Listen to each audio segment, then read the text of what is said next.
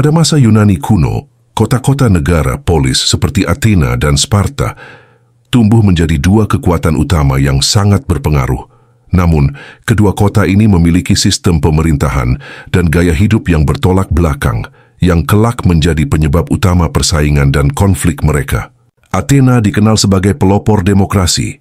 Sekitar tahun 508, sebelum Masehi, reformis politik seperti Cleisthenes memperkenalkan sistem demokrasi langsung, di mana warga negara laki-laki berhak ikut serta dalam pengambilan keputusan pemerintahan secara langsung.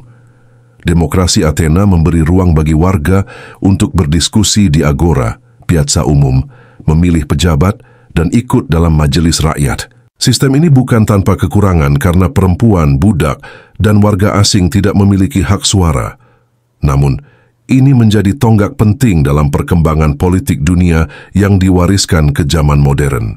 Selain pemerintahannya yang dinamis, Athena juga dikenal sebagai pusat intelektual dan seni. Kota ini menjadi rumah bagi filsuf-filsuf besar seperti Socrates, Plato, dan Aristoteles, serta seniman dan arsitek yang membangun kuil-kuil megah seperti Parthenon. Ekonomi Athena kuat berkat perdagangan maritim dan kekuatan angkatan lautnya yang superior. Sementara itu, Sparta menempuh jalan yang sangat berbeda. Terkenal sebagai negara militeristik, Sparta mengadopsi sistem pemerintahan oligarki dan monarki ganda. Mereka dipimpin oleh dua raja yang memegang kekuasaan militer, sementara Dewan Tua, Gerousia, dan Majelis Rakyat juga berperan dalam pengambilan keputusan. Fokus utama Sparta adalah militer. Sejak kecil, anak laki-laki Sparta menjalani pelatihan keras yang disebut agoge untuk menjadi prajurit tangguh. Mereka dibesarkan dalam lingkungan disiplin tinggi, penuh kekerasan, dan latihan tempur.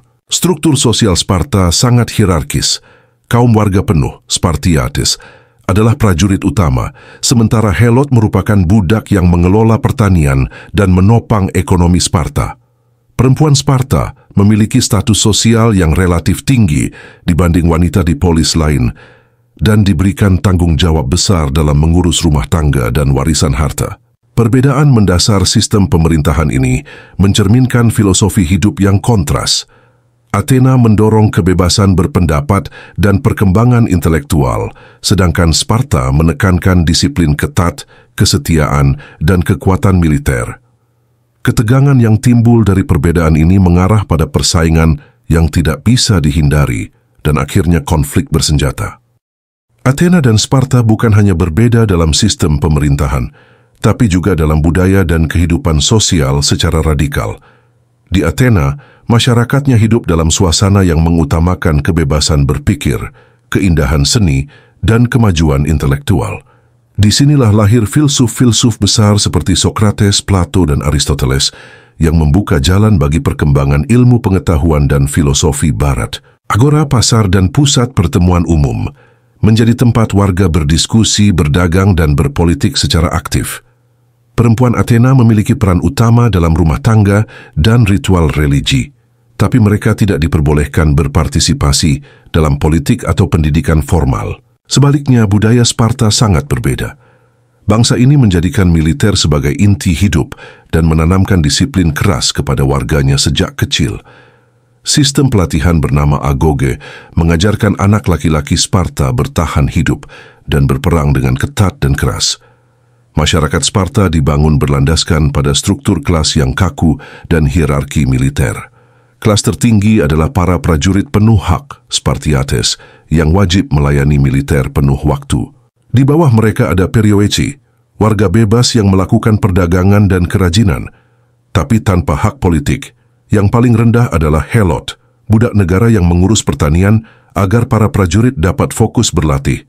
Helot sering diperlakukan dengan kejam dan menjadi sumber ketakutan besar bagi masyarakat Sparta, karena jumlah mereka yang jauh lebih banyak. Menariknya, perempuan Sparta memiliki posisi sosial yang lebih kuat dibandingkan perempuan Athena. Mereka dilatih secara fisik agar bisa melahirkan anak-anak yang kuat dan sehat dan memiliki kebebasan dalam pengelolaan properti serta kehidupan sehari-hari yang lebih luas. Perempuan Sparta dianggap sebagai pendukung penting keberhasilan militeristik negara mereka. Pola hidup keras dan kedisiplinan tinggi ini membuat Sparta menjadi kota yang sangat tertutup dan sulit dimasuki oleh pengaruh luar. Ketegangan antara budaya populer Athena yang berkembang dengan suasana demokrasi dan intelektual, dengan Sparta yang memegang teguh tradisi militeristik serta kekakuan sosial, berperan besar dalam konflik politik dan militer yang terjadi nantinya. Perbedaan dalam sistem sosial ini juga berpengaruh pada cara dua kota tersebut berperang, berunding, dan membangun aliansi. Peradaban Yunani kuno secara keseluruhan menyajikan gambaran bagaimana keberagaman sistem sosial dan budaya dapat berdampingan dan saling berkonflik. Athena dengan bunga intelektualnya dan Sparta dengan kekuatan militer dan keteraturan sosialnya, keduanya memberikan sumbangsih penting dalam perjalanan sejarah manusia. Ketegangan antara Athena dan Sparta yang sudah lama membara akhirnya meledak menjadi Perang Peloponnesos. Konflik berdarah yang berlangsung dari tahun 431 hingga 404 sebelum Masehi. Perang ini bukan hanya benturan dua kota besar, tapi juga pertarungan antara dua gaya hidup, sistem pemerintahan, dan visi masa depan Yunani.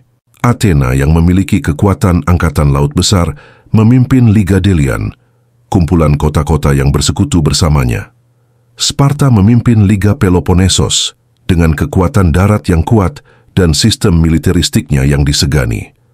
Ketakutan Sparta terhadap dominasi Athena yang kian berkembang, baik secara politik, militer maupun ekonomi, mendorongnya untuk menantang kekuasaan Athena dengan perang terbuka. Awal perang ditandai dengan invasi Sparta ke wilayah Attika yang dikuasai Athena. Namun Athena memanfaatkan dominasinya di laut dengan melakukan serangan balasan ke daerah pesisir dan kepulauan yang termasuk dalam wilayah Sparta dan sekutunya. Selama bertahun-tahun, kedua belah pihak berperang secara sengit dalam berbagai medan, baik di darat maupun di laut. Perang Peloponnesos terbagi dalam beberapa fase. Salah satunya adalah Perang Arkidamian, dinamai dari Raja Sparta Archidamus II yang memimpin serangan awal. Selanjutnya muncul Perang Sisilia ketika Athena melancarkan ekspedisi besar-besaran ke kota kuat Sirakusa di Sisilia pada 415 sebelum Masehi. Ekspedisi ini berakhir dengan bencana bagi Athena dengan kehancuran armada dan ribuan prajurit tewas atau ditangkap. Fase akhir Perang Decelia atau Perang Ionia terjadi ketika Sparta mendapat dukungan finansial dan material dari Persia yang memungkinkan mereka membangun armada laut yang menyaingi Athena. Kerjasama ini pun menjadi titik balik karena keunggulan laut Sparta berhasil menghancurkan armada Athena dalam pertempuran penting di Aegospotami pada 405 sebelum Masehi. Setelah kekalahan besar ini, Athena dikepung dan dipaksa menyerah pada tahun 404 sebelum Masehi. Sparta muncul sebagai kekuatan dominan baru di Yunani dengan pengaruh politik dan militer yang sangat luas.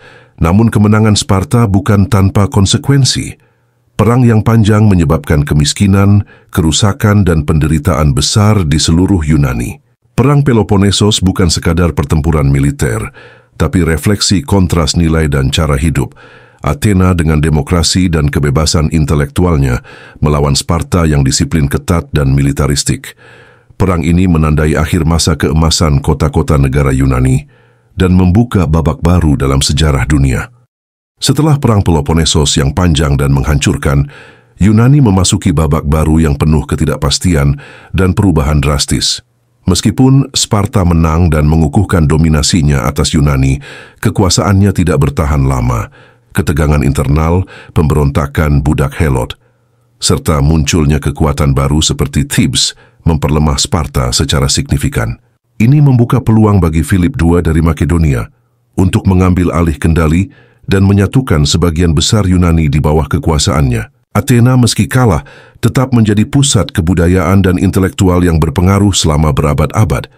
Demokrasi yang diperkenalkan di Athena memengaruhi perkembangan sistem pemerintahan di dunia barat hingga zaman modern.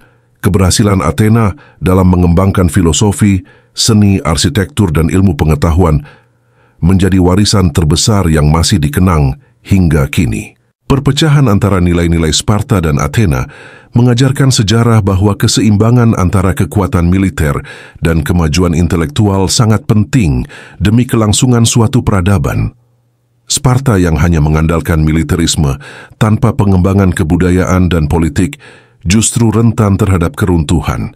Sebaliknya, Athena yang berfokus pada demokrasi dan kebudayaan harus menghadapi tantangan konflik militer yang juga menentukan eksistensinya. Setelah era ini, Yunani memasuki periode Helenistik yang ditandai oleh penaklukan Alexander Agung, yang menyebarkan budaya Yunani ke wilayah yang luas dan menggabungkan unsur-unsur berbagai budaya menjadi peradaban baru.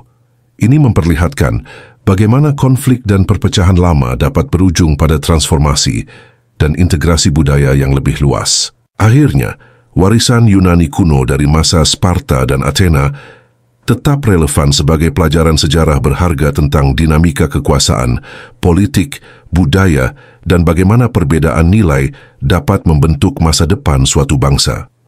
Sparta dan Athena bukan hanya rival di medan perang, tapi juga mewakili dua pandangan dunia yang berbeda dalam politik dan filosofi. Athena, kota demokratis, memupuk kebebasan berpikir dan dialog terbuka. Di sini, warga negara laki-laki berpartisipasi langsung dalam pengambilan keputusan melalui majelis rakyat. Demokrasi Athena berakar pada keyakinan bahwa setiap warga bebas memiliki hak untuk memilih dan berdebat tentang masa depan kotanya. Filsuf-filsuf besar seperti Sokrates dan Plato lahir dari suasana intelektual ini, mendorong pemikiran kritis tentang moralitas, keadilan, dan politik. Berbeda dengan Athena, Sparta lebih mengutamakan stabilitas dan kekuatan kolektif dibanding kebebasan individu. Sistem pemerintahannya merupakan kombinasi monarki ganda dan oligarki, di mana kekuasaan dipegang oleh dua raja dan dewan orang tua yang menjaga tradisi militeristik. Masyarakat Spartan menomorsatukan disiplin militer, kesetiaan kepada negara, dan pengorbanan diri. Pendidikan anak muda Spartan dirancang untuk menciptakan prajurit yang taat dan kuat, bukan pemikir bebas. Pandangan politik Sparta menolak demokrasi yang dianggap bisa melemahkan kekuatan militer dan solidaritas sosial. Kebebasan berbicara dan kritik dalam ruang publik sangat dibatasi demi menjaga kesatuan. Sebaliknya, Athena mendorong warganya untuk aktif berpendapat dan ikut serta dalam pemerintahan. Ini membentuk perbedaan mendasar antara dua polis, antara kebebasan individu dan kontrol kolektif. Dalam konteks filosofis, Athena menyukai debat dan diskusi terbuka sebagai cara mengenal kebenaran dan membentuk masyarakat yang adil. Sementara Sparta mengutamakan nilai keberanian, kesederhanaan, dan ketertiban yang kaku sebagai fondasi kekuatan. Kedua sistem ini menjadi model yang terus dipelajari dalam studi politik dan etika hingga hari ini, mencerminkan dua kutub yang sering bersaing, antara kebebasan dan kontrol, antara individualisme dan kolektivisme.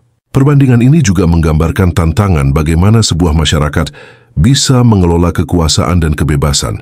Apakah mementingkan pengembangan intelektual dan partisipasi warga atau mempertahankan tatanan militer yang ketat? Kisah Sparta dan Athena memberikan pelajaran penting bahwa keseimbangan antara kedua aspek itu diperlukan agar sebuah bangsa bisa bertahan dan berkembang.